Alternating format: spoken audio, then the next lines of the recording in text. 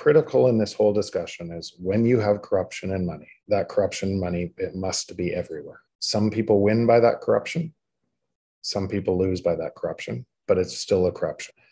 And eventually there's fewer and fewer winners and there's more and more losers. And you send society to a breaking point. We've never gone through in the history of the world a monetary reset like this with the weapons of destructions we currently have. This is a major system change, unlike humanity's ever been through, moving from a system with inflation that must concentrate wealth and power, with technology moving faster and faster and faster, trying to give us more for less. So those two systems are completely opposite. And as a result of measuring living in one system, trying to figure things out that would look totally different under a new system, it's hard to see.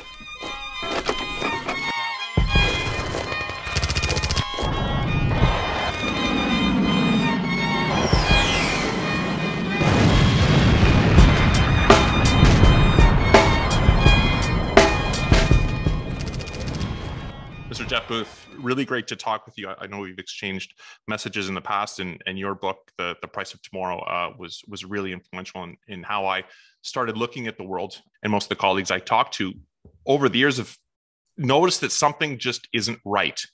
And then we came onto your book during the pandemic, and I think you nailed it. And I'm just wondering if, before we get into some of the other aspects of your book, if you could sort of lay out who you are, and then the main. I know it's tough to summarize a whole book, but get into your main thesis. Sure. I'm a technology entrepreneur, and built a lot of technology companies, and saw that technology is a extremely productive force. And that productivity equals deflation, or you could say disinflation or deflation. That productivity in a free market, prices would decline as we all vote with our time to get more for less, which technology provides. But how that was not being allowed to happen through a system that required inflation. And so I'm a technology entrepreneur primarily, and I wrote the book because I worried about how my children would grow up in a world where you had two opposite forces fighting each other in our lives, and that root problem was a cause of just about everything else we see in the world, that we wonder what's going on. That it was a collision of two different things: one man-made inflation fighting the natural force of technology moving the other way, and what that would look like if we kind of played things forward. And unfortunately, the book, if anything, it's proving very it's a framework that you could see the entire world through. Agreed. And what scares me most is I think you published it in early 2019, mid 2019. Yeah, ended to 2019. Yeah, and it's if you would have read that, you'd have seen the exact script played out over the past 2 years. And then what's worse now is looking down the road, is it seems there's no alternative other than doubling down. Technology will grow exponentially in accordance with Moore's law, as you paint out. And then the solution, because of the effects of technology, which is deflationary in extremis, is the money printing, whatever you want to call it. And I really didn't understand that. And reading your book, you really captured what is veiled by the central bankers or the politicians, really, really quickly. And then I got back to the point that you pull out, is that then it becomes political control of time. And I'm wondering if you can explain that piece, because I think that's really important to understand on what then happens to money and what happens to society. Yeah, and to understand where we're going here, you'd have to go pretty deep onto some of this. And so I'm certain on the first podcast, if this is the first time people have heard it, it's going to be hard for your brain to accept what I'm saying, or but it's still, because we've never grown up. We didn't grow up in where deflation was a good thing. We didn't grow up where technology allowing prices to fall as labor fell out of a market was a good thing, because it meant the productivity was moving to most of society. We grew up in inflationary monetary policy, and we don't question that. And why, if you allowed deflation to happen from our current system, why it's so scary for the current system is that deflation would cause the entire system is based out of credit, and that deflation would cause the entire system to unravel. And into that unraveling, you would have a rise of dictators, because there wouldn't be food on the shelves of the street. It would look really ugly to society if you allowed from the system today a credit unwind. It would be a greater event than the Great Depression, and it would be global, catastrophic, if you allowed that to happen. That's door number one. So that's what governments are trying to stop. Door number two, how they're trying to stop it, is through inflation and greater inflation, which is just essentially pressing buttons to dilute money, to create more, and what that does is it causes some in society to get very rich and transfer control. It transfers more control to government, and it transfers away from the free market. And a lot of the people, inflation is deflation. The other side of inflation is wage deflation. So it's the same two-sided coin. The other side of the coin is wage deflation. And what happens is savings and wages are going down in real terms. So when you have a majority of the people losing out to a minority of the people, then that essentially theft in the system, which is inflation, which nobody votes for inflation. It's to hide more spending, has to get greater and greater and greater. So I like to say, if you have corruption in money, and all money is a trade of our time, then as a byproduct, you have to have corruption everywhere in society. Yeah. The worse, that corruption has to grow more and more and more to offset technology moving the other way. Because what will naturally happen as prices are forced up unnaturally, companies, to be able to survive, have to automate and remove labor. And we won't use anything that isn't giving us more value. So we vote for things that are giving us more value, like Google, like Amazon, and we vote faster and faster for those things that are giving us more value, that are reducing global labor at the same time through automation. And by pushing up prices, we're driving more control into this, and more control in government. And then when people rise up and they think it's something else, the same people that printed more money, they'll elect different people to print more money, to blame people with the money. So what you see throughout society, when you have that sort of imbalance in society, and then you get revolution, war, or reset. And if you look through the long arc of history, it turns pretty ugly, and people believe that problem is caused by people when it is inherently caused by a system. And some people, there's good and bad people in any system, but when it's caused for a system fighting for control. And the worst part about it, as you explain, is it's not a political spectrum thing. It has nothing to do with the political spectrum. This is a fundamental establishment of the monetary system, and we're not educated in it. It's Keynesian. No one talks about von Mises, Murray Rothbard, or hard money principles anymore, and yet it becomes universal basic income on the one hand, and then the conservatives or the quote unquote right end of the spectrum who can't even articulate what the problem is right now. It seems there's very few that can even explain it. Yeah, and think about both sides of that. So on the conservative end of the spectrum, that you would have the people believing that that it's a free market thing, and you'd need more in the free market. But there is nobody on the conservative side that would also advocate for stopping printing of money. And when you have printing of money that is essentially pushing up asset prices unnaturally, and those assets are owned by the majority of the people with wealth, including stocks, unnaturally. Unless you have something where people won't print money, you don't have free market. There is no free market anywhere.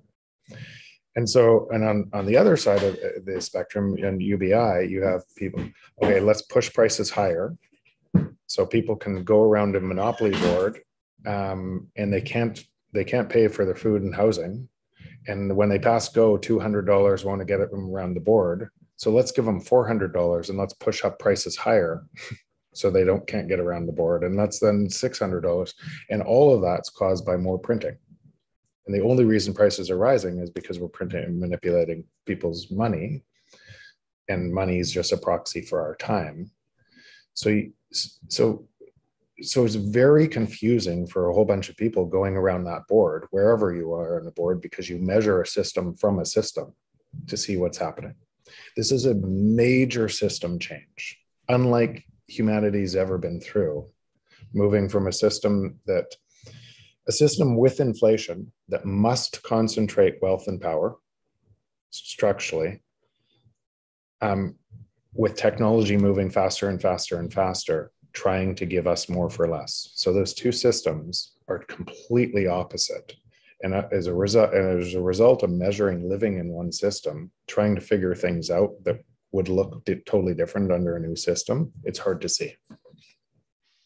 Now, from your perspective, what do you think is the greater threat, or are they both compounding the benefits that the West has accrued under the US dollar system, which may be under revaluation right now as we see current geopolitical movements in the South China Sea and also in Eastern Europe, or domestically in that the social fabric seems to be coming apart because the social contract has been broken. We see wealth inequality just completely dividing. How do you see those two issues, and am I missing something there? No, both those issues are in one version of the world, you have fiat currencies fighting for control, and a breakdown of, it's similar to World War II, reset of world economic order after World War, that cascades because of a fight for essentially US control, China control on the other side, and all the pawns in between that are happening, all on unstable currency. And so the more the US prints, the more they actually empower China to do the same. And so they're actually, and that's right. But if they don't print, everything collapses. China everywhere. So you have this. So unfortunately, you're damned if you do, you're damned if you don't. That's and that's actually why Bitcoin is actually a bridge to another side, because the system can't reset itself. You need a system. What technology typically does is it changes a monopoly's power by lowering access cost to people who are left out. So if you think about the first people on Amazon shelves, they weren't on Walmart. Walmart, all the producers that were, or as well as the suppliers who are on Walmart, had access. It was the people who didn't have access. Same as Google. When Google came, and the only way to advertise to people before that was go on TV, and so the big producers, the big suppliers had access and privilege. And who went to Google, who built to Google, were all of the people who didn't. And so that lowering the barrier threshold to be able to create access where there was none before is actually what creates a transfer. So we have door number one, deflationary spiral, which we know governments can't do, will not do. We have door number two, inflationary spiral, which what they will do and they have to do to keep the existing system in check, which causes a whole bunch of other negative externalities all over the world, as globally you create conflict to be able to retain your inflationary power, your money of and control.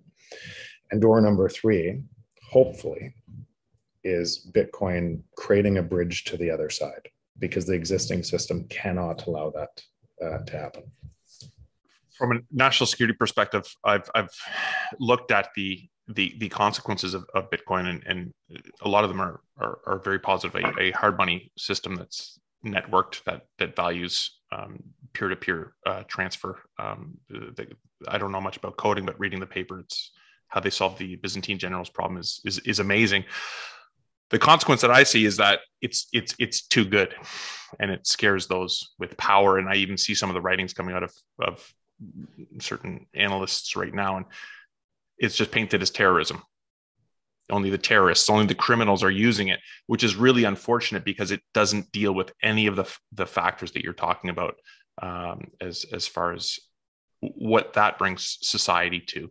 Yeah, and that's why this might be, for many of your audience, a bridge too far before they understand Bitcoin to how it actually changes this, and is super hopeful.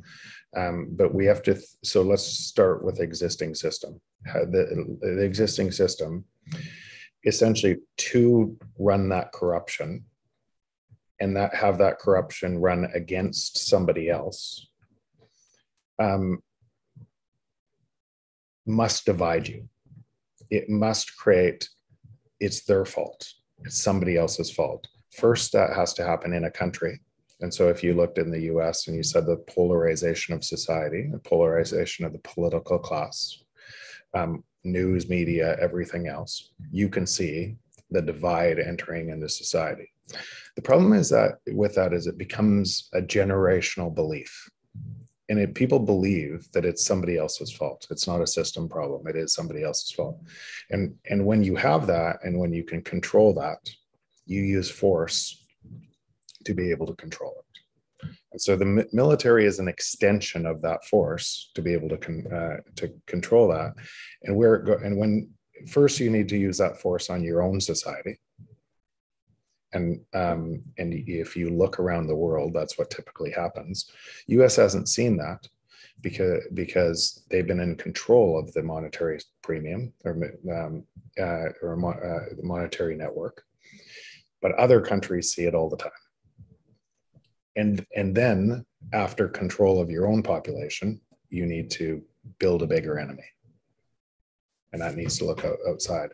So that's where the existing system does take us. And it's to protect or you could look at it through the 1971 US dollar would have failed globally. And it would have looked different after the US went off the gold reserve. To create kind of a longer lasting time, what you had is oil priced in dollars, US dollars. And if oil wasn't priced in dollars, as Saudi Arabia packed and the Middle East packed, if you weren't pricing your oil in US dollars, you were cut off from the entire global infrastructure. So there was an incentive to price your in US dollars. And on the backside, what that meant is US protect their sovereignty to do that with a military machine. And so that allowed the US dollar to permeate everywhere, and a network effect on the US dollar. And it was a control of control of energy by force, effectively. And what that control of energy, oil in this case, by force allowed to do is US got free energy because they could just press a button the computer button on the computer, and their energy was free, and everybody else paid for energy. So controlling that energy produced a huge windfall for the US and negative externalities around the world, and anybody who was G7 and everything else, and had negative externalities for those other countries that had to pay for their energy. And now you see that breaking down. And it's breaking down. Other countries have gained enough might that they're wanting to price oil in yuan. or other. And there's a race for what are we going to price energy in. Bitcoin is actually pricing energy. That's what it really is. And it drives energy costs lower and instead of higher, which is a base function of everything in the world, which you would see would be deflationary under that system.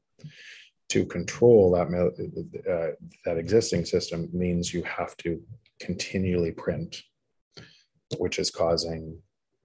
If you wanted to talk about dark times, what it could look like, and actually why I wrote the book in the first place, is when I think about the rise of Hitler, and probably some of our more recent examples, like this pendulum goes throughout history.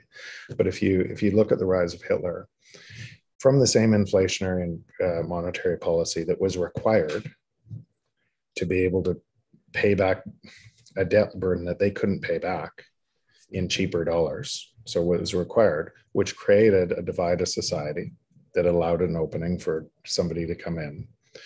But that's actually not that's not what worries me. What worries me is if you look at the amount of people in Nazi Germany that didn't stand up or that perpetuated kind of the worst part of us on other people,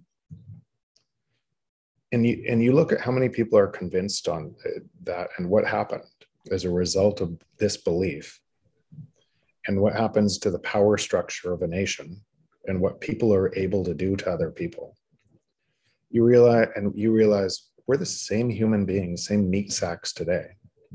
And what we will likely think we'll do versus what we will do, how we'll hide from that, how we'll hide in a system that perpetuates that, how we'll stay in that system. You can see how easily you give up who you are for a way a system is designed. And that scares me. And that really scares me, and how much you'll reinforce that and how you give other people control in that system. And that's unfortunately where we are in the world. And also why it's critical that we move to a system that looks very unlike the system we're in right now, that allows for the abundance gained from technology, productivity, our work effort, to be brought to the broadest possible society. But it looks very different than the system we're in now. And I think the only path to get there is Bitcoin. And that's a fair point. And I would love to share your optimism, and maybe we'll get there. And I hope so. My question for you is, in the interim, we know that the path that you articulate in your book looks to be playing out like it was stuck on a train track.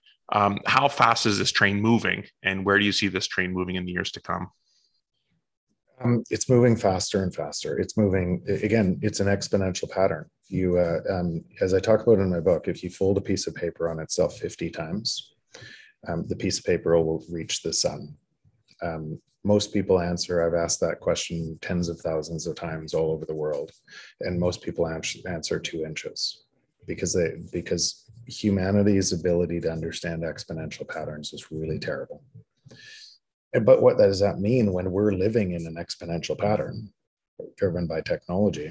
Means it's hard to think like that and how fast technology is moving, but it's also hard to think how fast money printing and dislocation must happen as a result of that consequence. And that's what we're seeing play out in the world. And so again, that corruption in money has to be exponential, and that corruption and it means you have a fraud at the base layer of money, which takes more and more control to be able to keep that fraud, because otherwise people would rise up. And so the darkness in what we see with if you look at the signposts around the world, it gets pretty dark. You probably have this number off the top of your head, but if you look at the increase in money stock since, let's say, post the dot-com bubble, it was a substantial rise, and then post the great financial crisis, '08, and then what we just went through. Where are we at now on that exponential curve? And then with the next one, what would you assume to be the next iteration of this money printing? So it took from 1999 to 2019, it took $185 trillion of stimulus to drive global GDP by 46 trillion. So most of that stimulus went into asset prices. Why people think their houses always go up in value is because they're measuring from a currency that's being diluted around the world. And so it's not houses going up in value, but it's a transfer of people, but from one group of people to another group of people, and more government to be able to. So you're robbing from the free market, you're robbing from people to be able to transfer that wealth to certain people. What ends up happening once you start doing that is more and more people understand, like, if you're going to do that, then I need to buy more housing.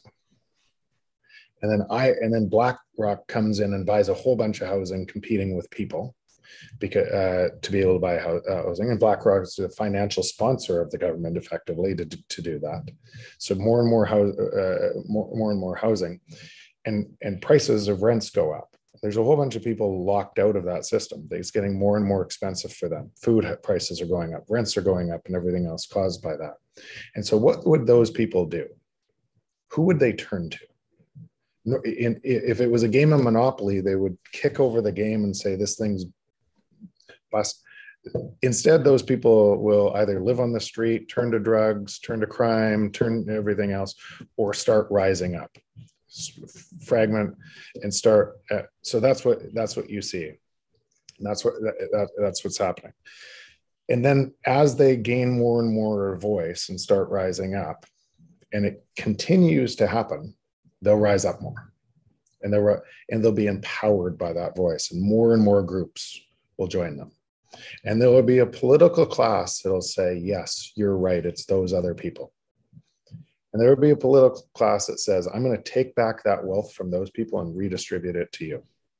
And that political class will say, we're going to give you UBI. And the only way we're going to pay for UBI is by printing more money to be able to give those people more money to be able to do it. And that class will rise up more. And so it won't solve it. It'll just make it exponentially worse. Nothing will solve it from the system. It is unsolvable by the system. And that system, which has all the control over the military today too, to say, drive tanks into that town and stop those people from in your own country from rising up. And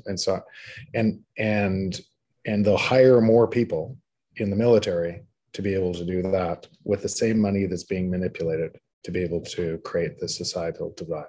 There is no stuff. The problem today that we're dealing with, and this is a pretty dark problem,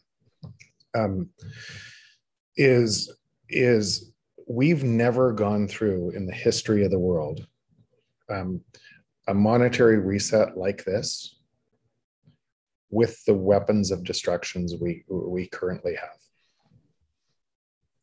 With the technology that we currently have, and with what's coming, artificial intelligence and robotics and everything else, and what's coming, we've never gone through a transition like this we haven't gone through a transition like this with nuclear weapons at this level.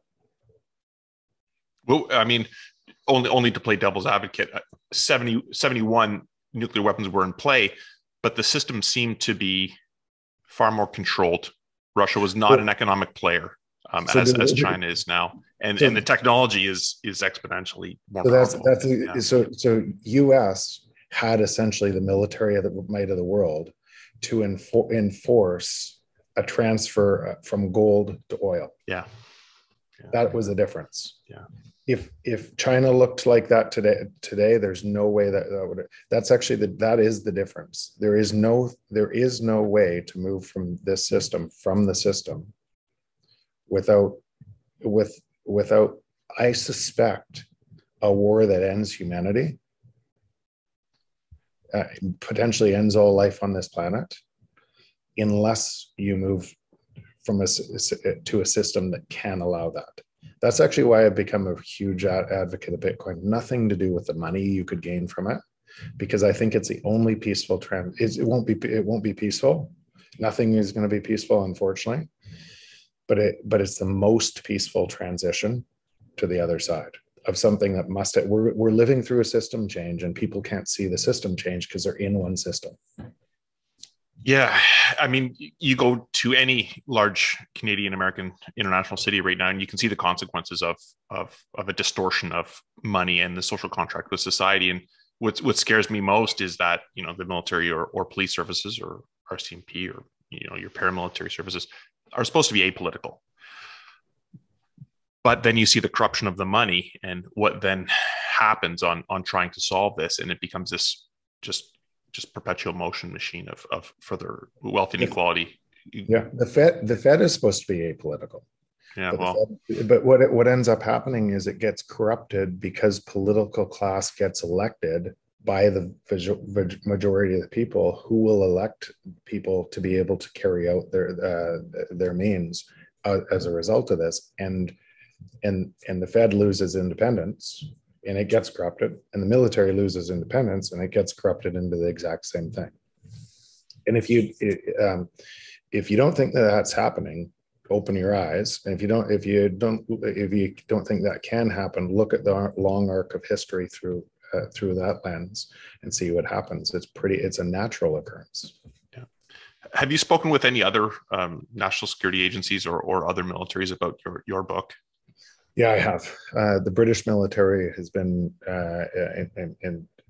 fairly open and starting to write about some of the things in my book, and because there's a whole bunch of military that you think who should understand Bitcoin the most, and there's a whole bunch of military that don't want this to happen, right? And I would say in military circles, I think many see it before others, because they see kind of the pawns in the game, that what is going to that they're going to be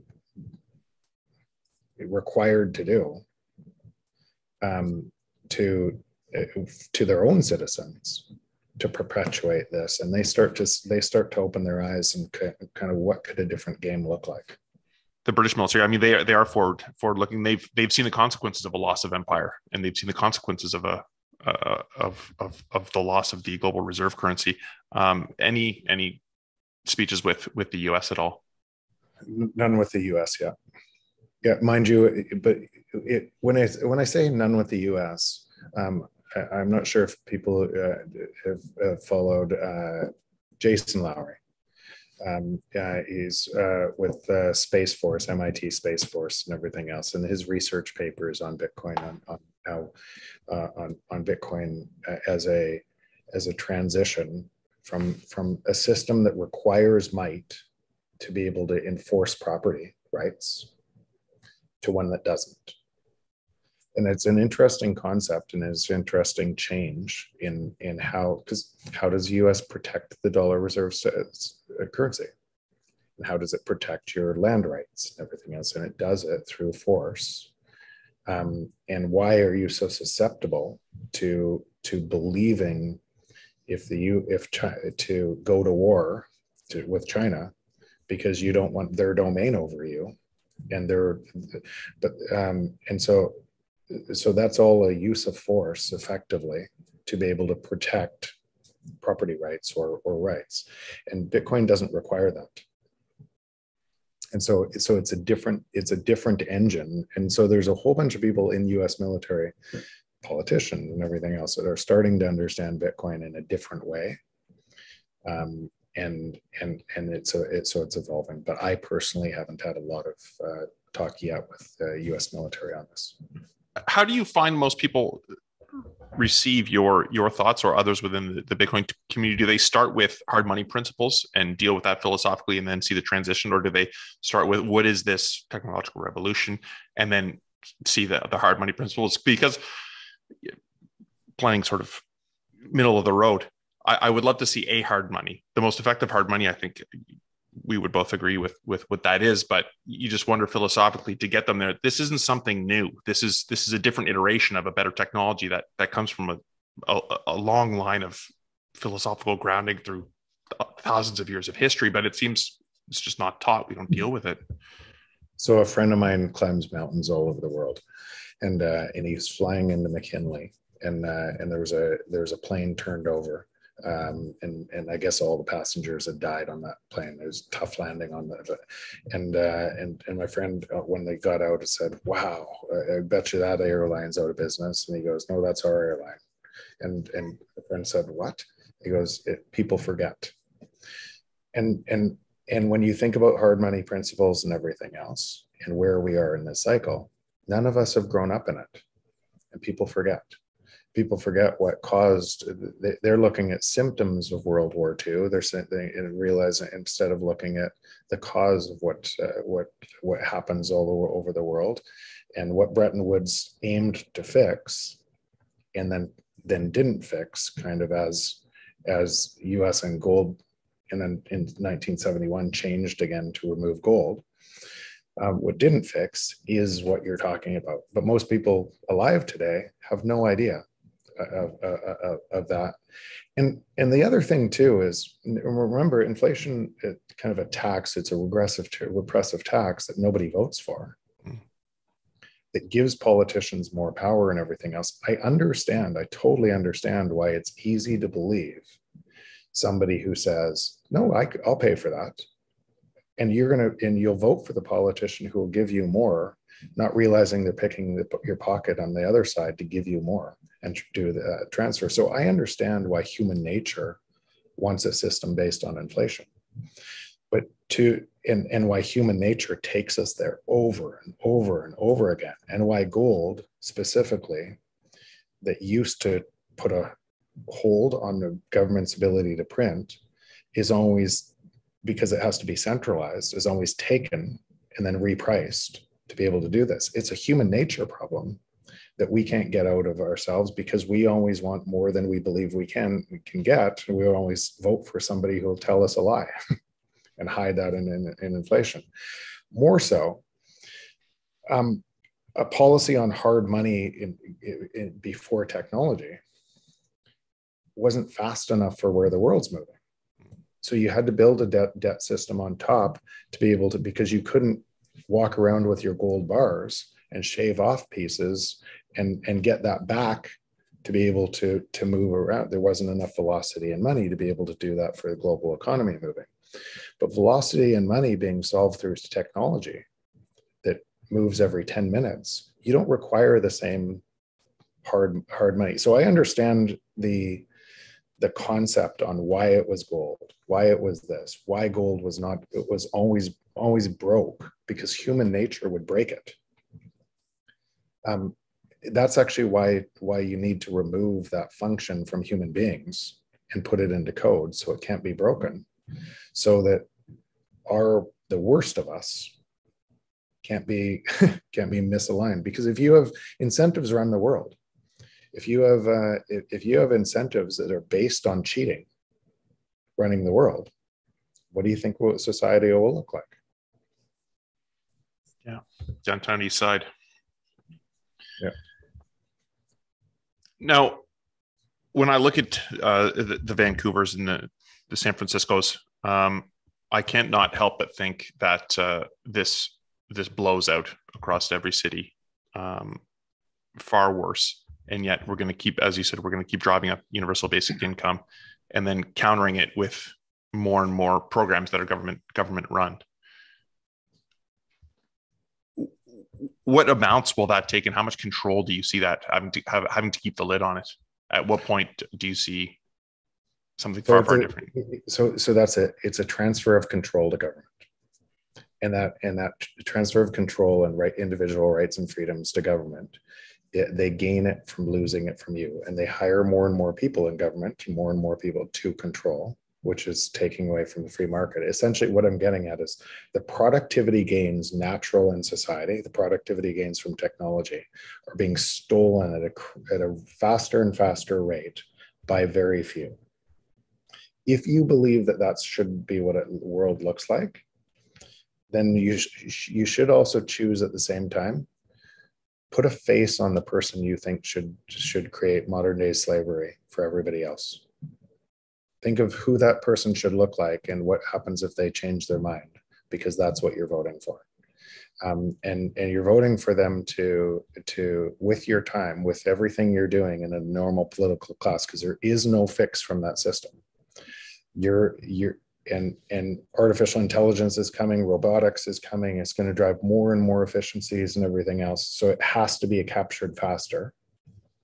Choose who you want as a supreme ruler of your life. And if you think China's social credit thing or digital yuan or what that looks like, that is what it'll look like all over the world. But it'll keep on scaling up. And it'll be almost impossible to undo that once it's done. So if that's the model you're thinking, if you think that the existing system can keep going, that's actually the model that you're reinforcing. So here's the hopeful part. And when you and this is, I've never seen a technology throughout time, especially something that reduces access costs, opens the door to so many people, that empowers the many, that has been stopped by government.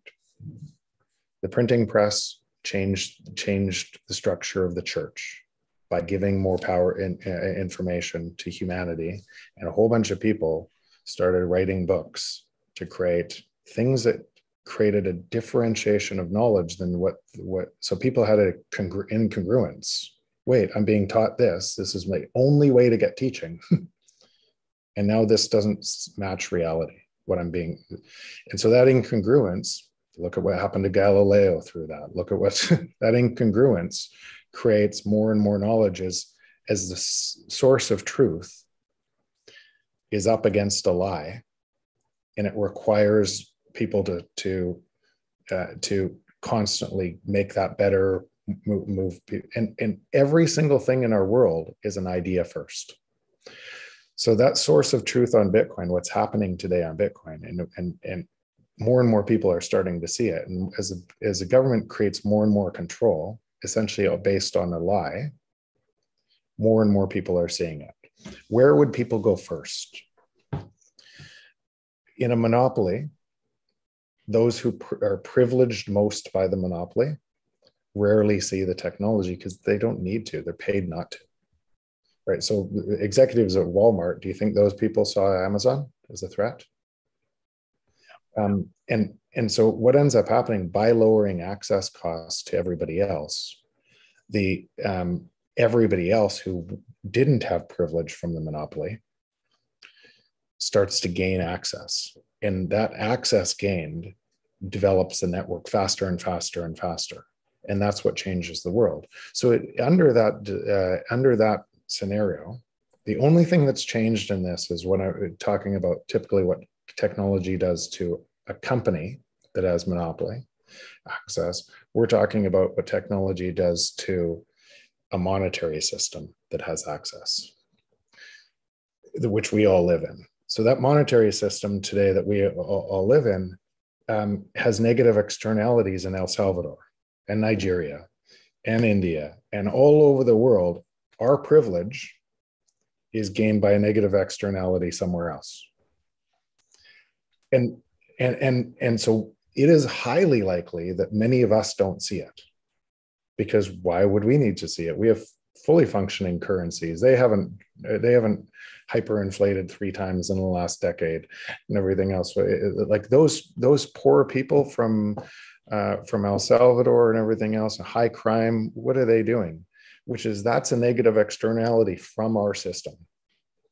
And when you have that negative externality, people turn to crime, they turn to drugs, they turn to anything to pay for their families. So when you have a system that lowers access costs and gives them an advantage, who do you think would go first? The people that are privileged or the people that are not privileged? And so that's what you see in technology. And then because there's so many people locked out the locked out go for, and they start to change that. It's early still. It's really early still, but that's actually what's happening in Bitcoin and the entire network. Now you can see the central bankers and the politicians getting on board with central bank digital currencies as fast as possible. My biggest concern with that is that this then traps everyone else in a more aggressive inflationary monetary policy, which will then exacerbate all the things that we've talked about. But then, how do you shut down a network? And much of my background in studies has been counterterrorism, and it's just targeting a network. And that's my concern for the positive side. Only to look at what are the ways that your solution and others have articulated as a hope in hell of trying to put some constraints on politicians and power. And that's one of my bigger concerns is just an exponential growth in hunting down the network and the on-ramps and off-ramps. Do you look at this? The irony in that is if people understood how important this is for their freedom and their future, their kids and everything else, they would be entering this network en masse. All of the people protesting, trying to stop control of a system all over the world, don't actually realize that there's actually no fix from protesting. Yeah. Zero. They can't. They're actually empowering the system more to be able to do this. If they started buying Bitcoin, it'd be over, and that defunds everything we're talking about. So it's a complete system change. Yeah. How much do you look at Occupy Wall Street and how that movement sort of fed? I mean, it's looking back now, I didn't understand it, but it seems like they had it right. And they absolutely had it right. But again, but the point is, what can they do about it? Yeah. So all of those people standing up, and it just got worse. And it will get worse. All of the people standing up all over Europe right now around COVID restrictions and everything else, it will get worse because the system has to control more and more of the domain. And there's, again, it's a structural problem that you cannot get out of from the system. How do you look at the system politically right now? Do you look at it as a autocracy, a oligopoly? What's your lens right now? So again, I try to take away from why most of the people in the system are completely unaware of what we're talking about. What they might sleep well at night thinking is, if I don't print money, there's no food on shelves, the whole thing collapses. I have to. So I have to be the person who saves society. And then there's a whole bunch of other people that are kind of, and even if they understood it at this level, which most don't. So there's a reason that they could is essentially create an incongruence even in their own mind because they have to save the world. And get a whole bunch of people to follow in a group. Even that's what and in that case, against deflation or deflation happening like that, they're actually right. It's actually why the system can't solve itself. Collateral damage. So they always take door number two, which ends up in where we're talking about to what happens to control of a government, control of society through door number two, and the collateral damage that causes. The funneling of political money and the control of, you see some former Fed governors having their own inside scoop on their trading accounts, and then you look in other capitals and where money is being funneled off to pet projects, etc. This is all the same boat. All the same thing. Just again, all money is a trade of your time. We don't want more money. We want what we think money will buy us. And so most critical in this whole discussion is when you have corruption and money, that corruption money, it must be everywhere. Some people win by that corruption. Some people lose by that corruption. but it's still a corruption. And eventually there's fewer and fewer winners, and there's more and more losers. And you typically send society through, because they don't understand what happened to get there. You send society to a breaking point, which they'll rise up and kill their neighbor to be able to, because they think it's their neighbor's fault. And that's unfortunately where we are in society, with a whole bunch of control around these levers that cannot be fixed by the system. I wish it could. I wish it could, but it's unfixable from the existing system. And so you when you say that, and I almost can't even, because when you think about the political class or any class who would do we always align around ourselves first, then our families, then our friends, then our communities, then our country, then everything else. And because of our self-interested nature, we think about ourselves all the time. We can't stop thinking about ourselves. If we look at a picture, we don't look at everybody else in the picture first. We look at ourselves first. We're in our own heads all the time. So it's easy to believe you'd always do what's right for you first. And then, so that momentum around doing what is on a corrupted system, you get more and more people finding out ways to game a system for themselves, not even seeing that gaming of a system for themselves spread out to this level is the thing that destroys them. I'm not one for ending on a positive note, but that seems like a good dark note to close out. Before we finish, though, I would recommend, obviously, the Price of Tomorrow. I think it's just a really fantastic book, and congratulations on that. I know it's been a few years, and you've been around the world talking about it. But beyond that, what do you think is one of the more recent books that has helped sort of better explain the world? Read Bitcoin Standard, because it's a good one for many people listening to this. Then Safedine, Read Bitcoin Standard, but or Layered Money is another good one. But I'd start. Bitcoin is really complex, hard to understand, and it's harder still because you're moving from a system bias, which you don't question your base understanding of very often. And Bitcoin forces you to. And so most times when you hear something new that it challenges your beliefs, you'll put up a wall against that and you won't investigate it. It's important on Bitcoin. And then in Bitcoin, you find a whole bunch of people have fun staying poor, and you have a whole bunch of people that probably make that worse. So, but what I would say is it's one of those things that requires you to look deeper on what I'm saying, and it's very worth your time to look deeper. So I would encourage people to look deeper on this topic. Okay. To follow you, what's the best place to find you or follow you? Just Jeff Booth on Twitter is probably at Jeff Booth on Twitter is probably best. Okay, Mr. Booth, thank you very much for your time. Thanks so much. Great seeing you.